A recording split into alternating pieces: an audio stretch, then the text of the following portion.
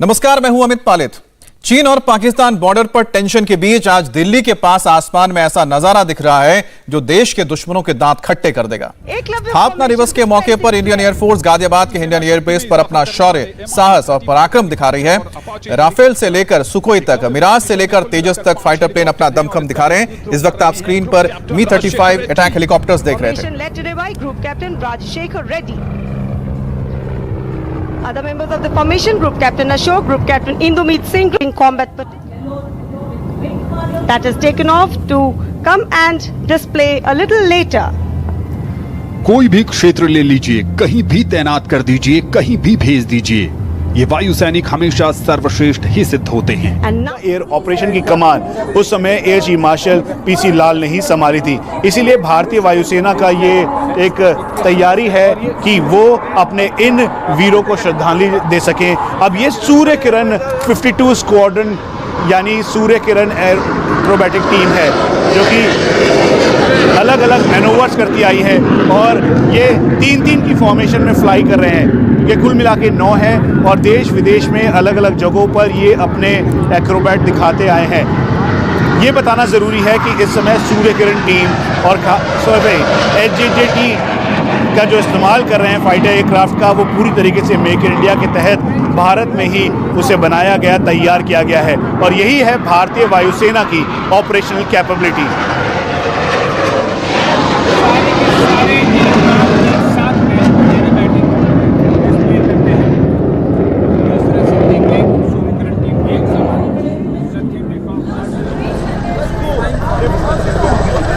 तो ये आप तस्वीर देख रहे हैं चिनूक हेलीकॉप्टर, जिसकी सबसे बड़ी काबिलियत है कि ये जो आपके गन्स होते हैं यानी कि आर्टिलरी गन जो आप देख रहे हैं M777 जो हमने अमेरिका से खरीदा है, ये हल्के हॉइट्जर तोपे हैं जिसको एक कैरी करके लेके जा सकता है। उसके साथ आप Mi-17 V5 देख रहे हैं, ये रशियन मूल का विमान है जो भारत का मल्टी रोल हेलीकॉप्टर है। लेकिन चिनूक जो आपका हेवी लिफ्ट हमारा हेलीकॉप्टर है, जिसकी सबसे बड़ी खासियत है कि इसमें 2 रोटर्स होते हैं, 2 आप पंखे देख रहे हैं। और इसकी आपको खासियत बता दें कि चाहे वो मैदानी इलाका हो, चाहे वो लद्दाख की पहाड़ियाँ हो या फिर अरुणाचल प्रदेश की पहाड़ियाँ हो, वहाँ पर ये तैनात है और भारतीय जो सेना है उसके लिए बहुत ही मददगार साबित हो रहे हैं। चाहे आप इसी तरह से आर्टिलरी गन्स ले जाने हो सरहदी इलाकों में या फिर हमारे ट्रूप्स ले जाने हो।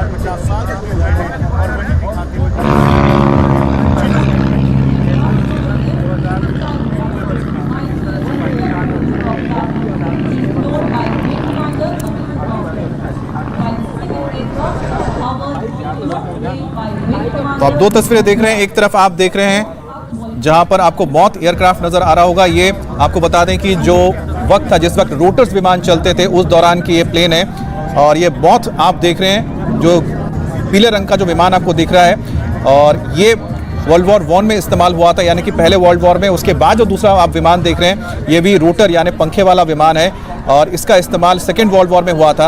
और तीसरी तस्वीर आप देख रहे हैं कि जहां पर भारत आज के अपने आधुनिक विमानों का प्रदर्शन कर रहा है, जिसमें आप हेलीकॉप्टर देख रहे हैं चिनूक हेलीकॉप्टर जो कि बहुत ही खास है। और इस वक्त आप एक पैराट्रूपर को भी देख रहे हैं और दूसरी तस्वीर आप देख रहे हैं कि किस तरह से सेकेंड वर्ल्ड वॉर के दौरान जिन विमानों का इस्तेमाल हुआ था और उस वक्त रॉयल एयरफोर्स हुआ करता था भारत में, उस दौरान इस तरह के विमानों का इस्तेमाल होता था जिसमें सामने पंखे होते थे। और इन विमानों ने, और आपको बता दें कि जब इंडियन एयरफोर्स की शुरुआत हुई थी उस दौरान इन विमानों के साथ ही भारत ने शुरुआत की थी आज़ादी के बाद।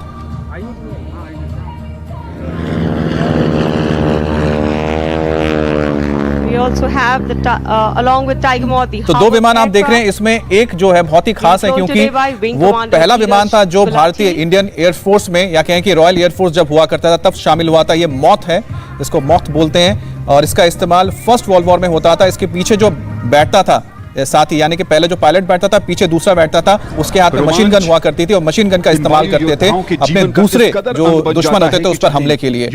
और तीसरी तस्वीर बहुत खास इसलिए है क्योंकि भारत का जो इंडियन एयरफोर्स है उसमें जो अटैक हेलीकॉप्टर्स का जो पूरा का पूरा बेड़ा तैयार हुआ है, उसमें आप देख रहे हैं ये Mi-35 अटैक हेलीकॉप्टर्स हैं जो रशियन मूल के हैं। ये पहले हमारे अटैक हेलीकॉप्टर्स हैं। इसके साथ जो सबसे आधुनिक है इसके साथ नजर आएंगे अपाचे हेलीकॉप्टर्स, जिसको हमने अमेरिका से खरीदा है। तो एक तरफ अपाचे है और साथ में आपको Mi-35 अटैक हेलीकॉप्टर्स देख रहे हैं। तो जो पूरा का पूरा जो एक भारत का जो बेड़ा है अटैक हेलीकॉप्टर्स का, उसमें रशियन और अमेरिकन ये दोनों का मिश्रण हुआ है और दूसरी तस्वीर देख रहे हैं जो हेलीकॉप्टर हमारा जो स्ट्रेंथ है उसको कितना बढ़ाया गया, जिसमें चिनूक हेलीकॉप्टर्स बहुत मायने रखता है क्योंकि ये फोर्स बिल्डर है और इसने चाहे लद्दाख हो या फिर अरुणाचल प्रदेश में बहुत मददगार साबित हुआ है। और खास तौर पे जो बिल्डअप हुआ था पिछले साल उसमें चिनूक हेलीकॉप्टर्स ने जिस तरह से इसी तरह से चाहे वो आर्टिलरी गन्स हो या फिर हमारे ट्रूप्स को उसको बहुत करीब तक लेके गया था LAC पर। और हमारे साथ मनीष प्रसाद जुड़ गए हैं। मनीष, इस वक्त क्या डिस्प्ले किया हो रहा है वहां पर, बताइए जरा तस्वीरें। अमित, ये विंटेज एयरक्राफ्ट हैं जो कि टाइगर मॉथ है। हालांकि भारतीय वायुसेना अब अपने पुराने एयरक्राफ्ट्स को रिस्टोर करने का भी काम कर रही है, तो इसीलिए वो बताया जा रहा है, दिखाया जा रहा है। उसके अलावा हम आपको पहले भारतीय वायुसेना की एयर कैपेबिलिटी बता दें कि सारंग टीम आने वाली है। सारंग टीम के साथ साथ वो ठीक सामने जो आपको दिखाई दे रहा है वो एवेक्स है, जिसे आई इन द स्काई कहा जाता है। अपनी मैक्सिमम रेंज के साथ इस समय इसने चाहे बालाकोट एयर स्ट्राइक हो या फिर उस समय लाइन ऑफ एक्चुअल कंट्रोल के हालात, उन सभी जगह अपना परचम लहराया है। उसके साथ साथ चिनूक हेलीकॉप्टर है जिसने अभी आपको दिखाया जो अल्ट्रालाइट होविट्जर थी और 105 mm की गन थी उसको वो फ्लाई करते हुए जा रहा था। और ये सारंग टीम आई है। सारंग टीम जो कि HATR के लिए आप ये देखें तो Sarang team advance light helicopter के तौर पर ये पूरी तरीके से इसे मोर की तरह बनाया गया है और इसीलिए इस फॉर्मेशन का नाम भी जो सारंग टीम सारंग कहा गया है। 4 हेलीकॉप्टर्स हैं और HATR हो या फिर दूसरी आपदा हो, उन सब जगहों पे इन्होंने बहुत बढ़ चढ़ कर काम किया है। जहां एक तरफ सारंग टीम डिस्प्ले कर रही है अमित, तो वहीं दूसरी तरफ MiG-29 अपग्रेडेड हैं जो कि इस समय फॉरवर्ड एयरबेस पर कॉम्बैट एयर पेट्रोल के तौर पर बहुत ही इंपॉर्टेंट रोल अदा कर रहे हैं। उसके बाद मिराज 2000 जिन्होंने बालाकोट एयर स्ट्राइक में बहुत अहम भूमिका निभाई थी और मिराज 2000 में स्पाइस 2000 बॉम्ब्स जब लगाए गए तो बालाकोट एयर स्ट्राइक करने के लिए जरा सारंग टीम के बारे में जानना चाहता हूं क्योंकि सारंग टीम शायद एक ऐसी टीम है जो पूरे दुनिया में शायद किसी भी देश के पास नहीं है जहां पर आपके हेलीकॉप्टर इस तरह के एक्रोबेटिक्स दिखाते हैं जो कि बहुत ही खतरनाक होता है किसी भी रोटरी विंग एयरक्राफ्ट के लिए। अमित, जिसका आप जिक्र कर रहे थे ठीक ऊपर ये टीम सारंग है। इससे पहले की 9 फाइटर जो थे HJT उनके हॉक्स, उन्होंने अपना एक्रोबैटिक टीम 52 स्क्वाड्रन के जो वो स्कैट टीम थी यानी उन्होंने अपना एक्रोबैट दिखाया। तो वहीं दूसरी तरफ ये टीम सारंग है और टीम सारंग अब अलग अलग मैनूवर करते हुए दिखाई दे रही है। एक प्रॉपर कोऑर्डिनेशन के साथ ये 1971 के जो युद्धवीर हैं उनको सैल्यूट है, उनके सभी लोगों को श्रद्धांजलि है जिन्होंने 1971 में एक अहम भूमिका निभाई। तो एक तरफ टीम सारंग है तो वहीं दूसरी तरफ नीचे भारतीय वायुसेना की कैपेबिलिटी है। तो इनके साथ साथ जो स्कैट टीम है 52 स्क्वाड्रन की वो एक इम्पॉर्टेंट रोल में है और वही एक तरफ जहां टीम सारंग जो कि HATR हो या देश विदेश हो, दुबई हो, US हो और दूसरी जगहों पे जहां पे उन्होंने अपना अलग अलग जो मैनूवर है वो दिखाया है, तो वहीं दूसरी तरफ नीचे भारतीय वायुसेना की कैपेबिलिटी है। जहां एक तरफ एडवांस लाइट हेलीकॉप्टर के तौर पर टीम सारंग है तो वहीं ठीक नीचे एडवांस लाइट हेलीकॉप्टर का जो वेपन सिस्टम इंटीग्रेटेड है और उसी को आज यूनिट साइटेशन दी गई है। इसकी इंपॉर्टेंस इस बात की है कि 116 स्क्वाड्रन जो कि गलवान में डिप्लॉय थी और जैसे ही चाइनीज फेस ऑफ हुआ उसके बाद इनको डिप्लॉय किया गया। तो एडवांस लाइट हेलीकॉप्टर सारंग जो कि पूरी तरीके से मेक इन इंडिया के तहत HAL ने इन्हें बनाया है, तो वहीं दूसरी तरफ ठीक नीचे ALH है जिनको तैयार किया गया वेपन सिस्टम इंटीग्रेशन के साथ। और एक और बार ये हमें ठीक सामने इस समय टीम सारंग मैनूवर करते हुए और इस मैनूवर में एक प्रॉपर कोऑर्डिनेशन है। करीबन 10 मीटर की दूरी पर ये सभी हेलीकॉप्टर सामने सामने हैं और यहाँ पर ये मैनूवर है 1971 के जो युद्ध वीर हैं उनके को सल्यूट करते हुए डायस के ठीक सामने एयर चीफ, साथ में चीफ ऑफ डिफेंस स्टाफ और नेवी चीफ एयर सभी यहाँ पर मौजूद हैं।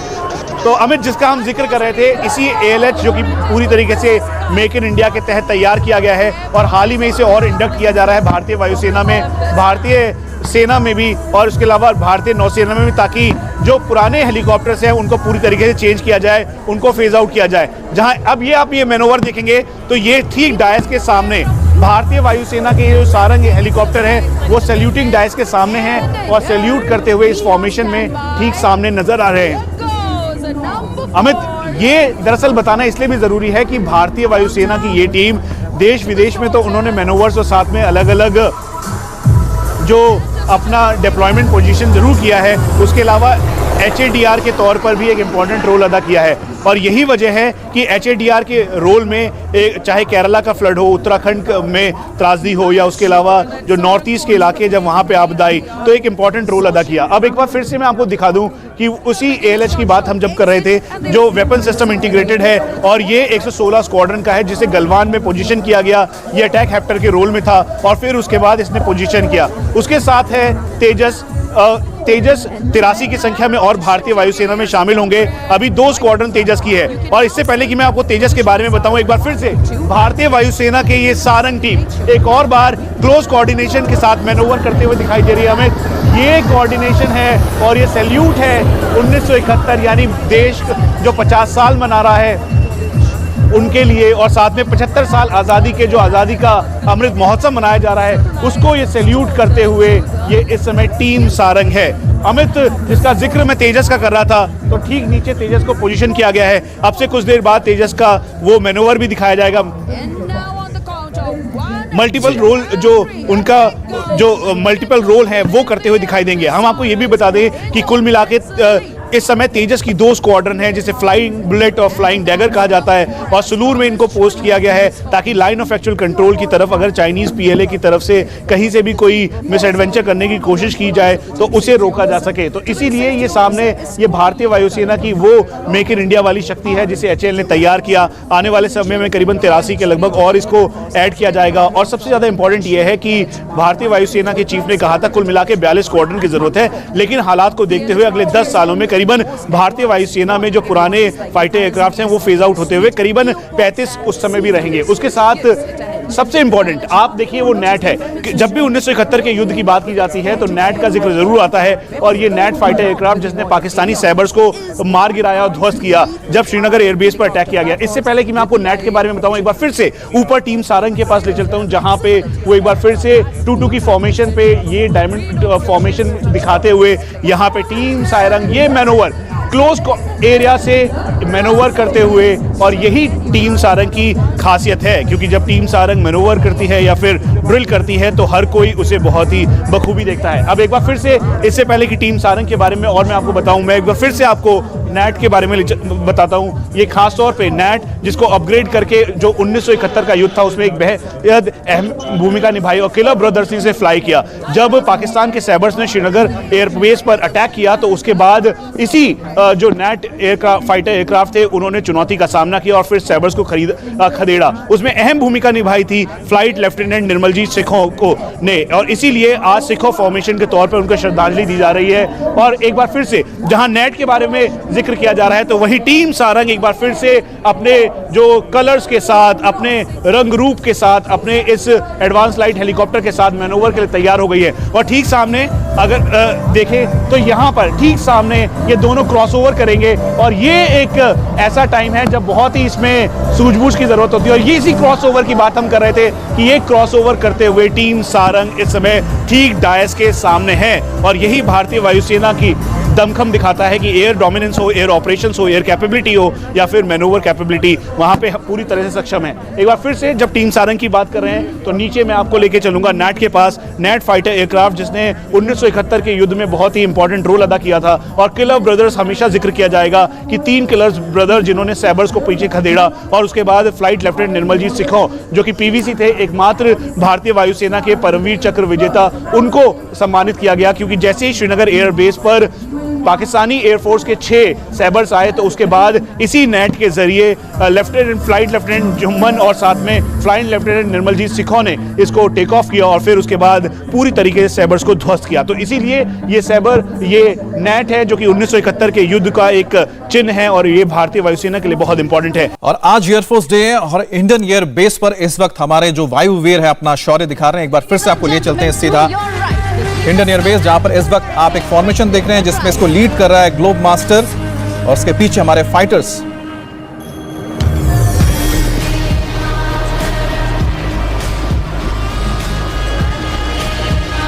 सीधा चलते हैं मनीष के पास। मनीष, ग्लोब मास्टर के पीछे कौन से फाइटर्स फ्लाई कर रहे हैं? अमित, ग्लोब मास्टर के ठीक पीछे सूर्यकिरण एक्रोबैटिक टीम के हॉक्स थे और तिरंगा फॉर्मेशन इसका नाम दिया गया है।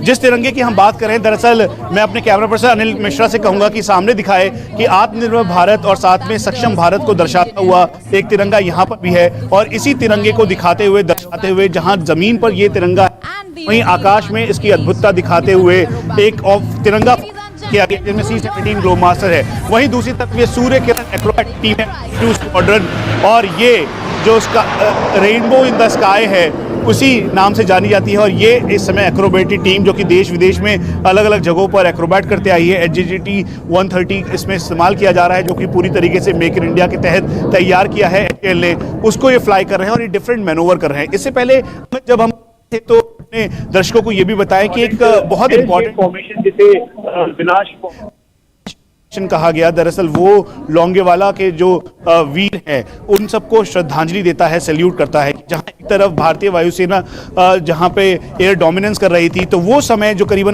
बहुत इंपॉर्टेंट था और मेजर चांदपुरी उस दौरान नीचे थे और पैटर्न टैंक और पाकिस्तानी जो पूरी रेजिमेंट थी आगे की तरफ आ रही थी, तो उनको रोकने के लिए बड़ा दमखम के साथ थे।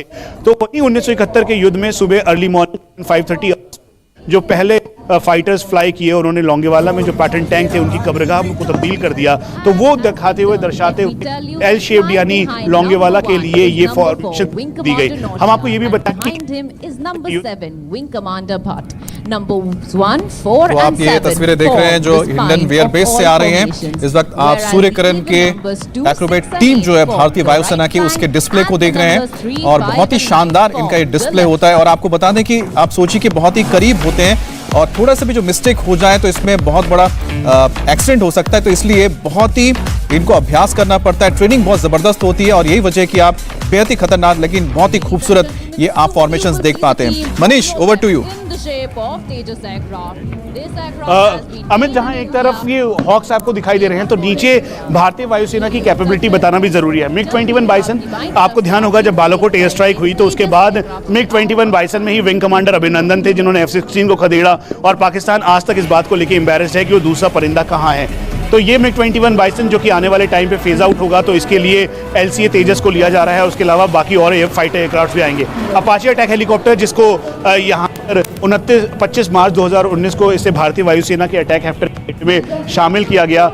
तो आपको बता दें कि आज 8 अक्टूबर है यानी कि एयरफोर्स डे और इस वक्त हिंडन एयर बेस पर हमारे वायुवीर अपना शौर्य दिखा रहे हैं। वहां पर लगातार हम देख रहे हैं कि किस तरह से अलग अलग जो फॉर्मेशन है वो देखने को मिल रही है, चाहे वो हमारे फाइटर्स हो या फिर हेलीकॉप्टर्स हो। इस वक्त जो आप स्क्रीन पर देख रहे हैं, थोड़ी देर पहले डिस्प्ले हुआ था सारंग टीम जो हेलीकॉप्टर एरोबेटिक्स टीम है। इसके अलावा आप हमारे अटैक हेलीकॉप्टर्स देख रहे हैं। इसके अलावा आपको बताएं कि सूर्यकिरण जो एरोबेटिक्स टीम है वो भी अपने कर्तव्य दिखा रही है, लेकिन इस वक्त आप देख रहे हैं हेलीकॉप्टर्स के कर्तव्य जो सारंग टीम का हिस्सा है। तो आज आपको बता दें कि एयरफोर्स डे और इस मौके पर हमारे जो वायुवीर हैं हिंडन एयर बेस पर अपना शौर्य दिखा रहे हैं। एक बार फिर से आपको लिए चलते हैं हम हिंडन एयर बेस, जहां पर इस वक्त आप स्क्रीन पर देख रहे हैं रफाल और साथ में उसके Su-30 MKI। तो आप देख रहे हैं किस तरह से ये खास मैन्यूवर कर रहे हैं, जिसमें ये एयर बेस में जैसे ही आप मंच के पास आते हैं तो बहुत ही स्लो हो जाते हैं। और आप देखिए Su-30 MKI और राफेल, ये दोनों भारत के सबसे आधुनिक विमानों में से एक है। राफेल 1.5 जनरेशन यानी कि आप 5th जनरेशन के बहुत ही करीब का सबसे आधुनिक विमान है। और Su-30 MKI जो आप देख रहे हैं इस वक्त स्क्रीन पर, ये भी भारत का बहुत ही अहम मल्टी रोल विमान है जो 4th जनरेशन का है। तो एक 4.5 जनरेशन का, एक 4th जनरेशन का विमान जो भारतीय वायुसेना का हम कह सकते हैं कि जो मेन अटैक फ्लीट है हमारा उसका हिस्सा है। और इस वक्त आप जो स्क्रीन पर देख रहे हैं twin seater, twin engine Su-30 MKI और इसके अलावा यहाँ पर राफेल भी आपको दिखाएंगे जो कि भारत का सबसे आधुनिक विमान है जो भारतीय वायुसेना का हिस्सा बना है। लेकिन इस वक्त आप स्क्रीन पर Su-30 MKI देख रहे हैं कि इसकी खास पहचान होती है, इसमें जो कनार्ड्स लगे होते हैं। और खासियत यह है कि जो Su-30 MKI के अलावा जो इसके साथ राफेल भी फ्लाई कर रहा है उसमें भी कनार्ड्स लगे होते हैं। और इन दोनों विमानों की खासियत यह है कि मल्टी रोल है, और लेकिन राफेल को तो ओमनी रोल कहा जाता है। इसका मतलब है कि वो किसी भी ऑपरेशन में हिस्सा ले सकते हैं, किसी भी तरह के। Look straight ahead, ladies and gentlemen. Tejas is now positioning, and there she is.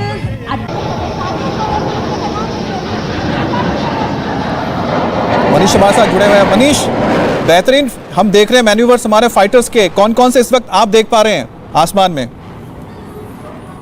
हमें ठीक ऊपर आप देखें एक बार, ये इस समय वर्टिकल चार्ली करते हुए ये फाइटर एयरक्राफ्ट है।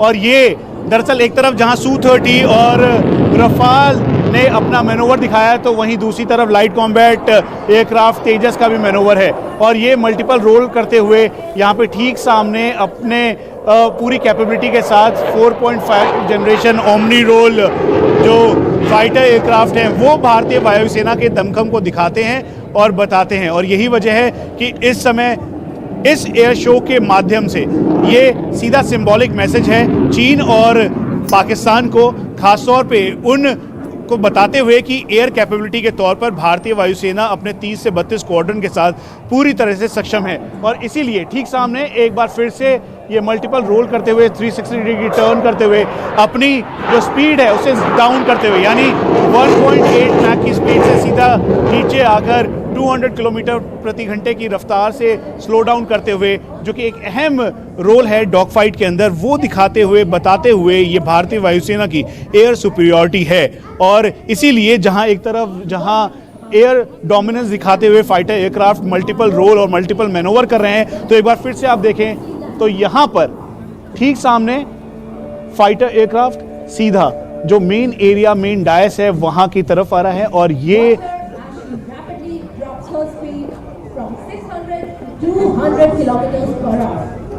इसकी मैक्सिमम स्पीड 600 किलोमीटर प्रति घंटे की रफ्तार से चल रहा था और इस अब स्पीड को डाउन कर दिया और ये स्लो है, यानी 200 किलोमीटर प्रति घंटे की रफ्तार, यानी डॉच करने के लिए, मिसाइल्स को डॉच करने के लिए या फिर दुश्मन को डॉच करने के लिए बहुत इंपॉर्टेंट है। और यही एयर सुपीरियॉरिटी तेजस की बता रहा है।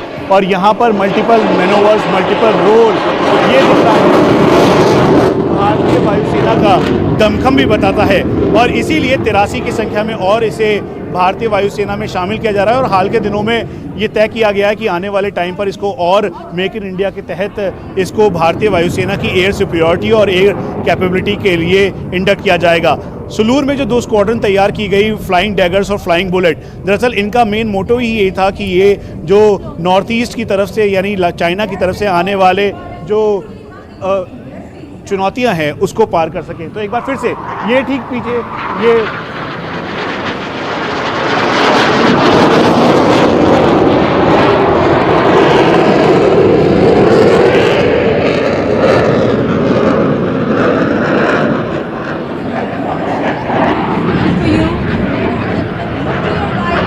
और ये 4.5 जनरेशन रफाल ओमनी रोल में है और ये अपना मैनोवर कर रहा है। इसे भारतीय वायुसेना में शामिल किया जाना है। करीबन अभी 30 के लगभग 28 से 30 के लगभग ये आ चुके हैं और ये अपनी पूरी मैक्सिमम स्पीड के साथ यानी 1.8 मैक की स्पीड के साथ यहाँ पर मल्टीपल मैनोवर कर रहा है। और यही रफाल की पावर है। दरअसल हम आपको बता दें कि रफाल को भारतीय वायुसेना में इंडक्ट किया गया और फिर उसके बाद जो 2 फ्रंट वॉर की चुनौती है उसके लिए एक एस फाइटर एयरक्राफ्ट के तौर पर देखा जा रहा है। इसकी पहली स्क्वाड्रन 17 स्क्वाड्रन जिसे गोल्डन एरो कहा जाता है, उसके अलावा जो दूसरी स्क्वाड्रन है इस समय हाशिमारा में तैयार की जा रही है ताकि एक तरफ जहां अंबाला में रहकर ये जो सामने जो रफाल है वो पाकिस्तान की चुनौती यानी पाकिस्तान के जो फाइटर एयरक्राफ्ट हैं जिसमें JF-17 या फिर और जो अपग्रेडेड हैं उनसे निपट सके, तो वहीं दूसरी तरफ अपनी पूरी पावर के साथ चाइनीज़ फाइटर एयरक्राफ्ट हैं उनको भी पूरी तरीके से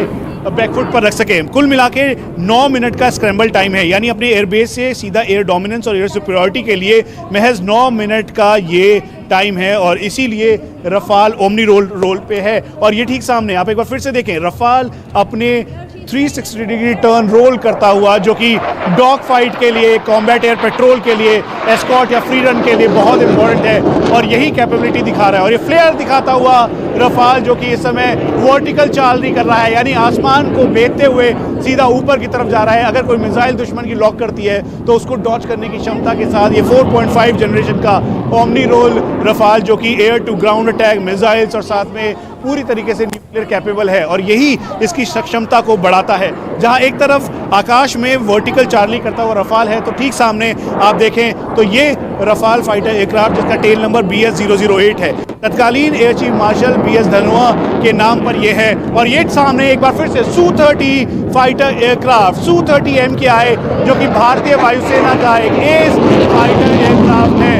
इस समय ये वर्टिकल चार्ली करता हुआ पूरा मैनोवर करता हुआ दिखाई दे रहा है और इसी वजह से इसे अलग अलग जगहों पर इसके स्क्वाड्रंस को डिप्लॉय किया गया है, पूरी मॉडिफिकेशन की गई, उसके अलावा इसको इंटैक्ट किया गया और इसको और लीथल बनाने के लिए इसको ब्रह्मोस के साथ इंटीग्रेट किया गया। एक बार फिर से ठीक सामने Su-30 MKI अपनी पूरी कैपेबिलिटी के साथ यहाँ पर एयर डोमिनेंस पावर दिखाते हुए, आप इसे समझ लीजिए इसकी लाइटनिंग यानी जो इसकी अलग अलग स्क्वाड्रंस है वो ये बताती है, दर्शाती है कि ये किंग ऑफ द एयर है। और यही वजह है कि जब चाहे बालाकोट एयर स्ट्राइक के बाद पाकिस्तान ने अपने JF-17 जो अलग अलग एयर बेसिस से जब जकोआबाद, स्कर्दू और अलग अलग एयरबेस से लॉन्च किए तो उनको काउंटर करने के लिए Su-30 MKI ने एक अहम भूमिका निभाई और इससे एयर डोमिनेंस दिखाया। वहीं जोधपुर की तरफ से यानी पाकिस्तान के बहावलपुर की तरफ से जैसे ही एयर थ्रेट भारतीय वायुसेना को लगने लगा और उसके बाद जब उनके पैकेज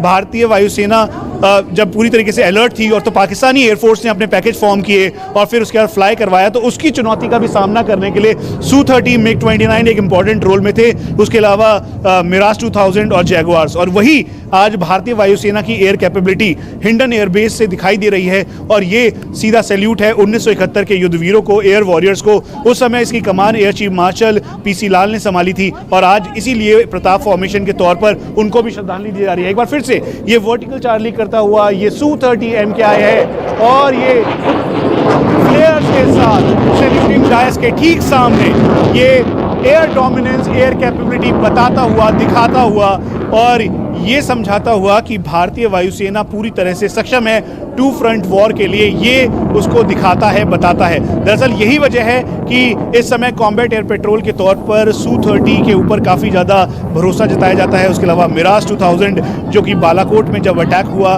तो उस दौरान एक अहम भूमिका निभाई और अब एक बार फिर से ठीक सामने फाइटर एयरक्राफ्ट इंपॉर्टेंट और स्ट्रेटेजिक भूमिका में और ये ठीक ऊपर की तरफ जाकर फ्लेयर के साथ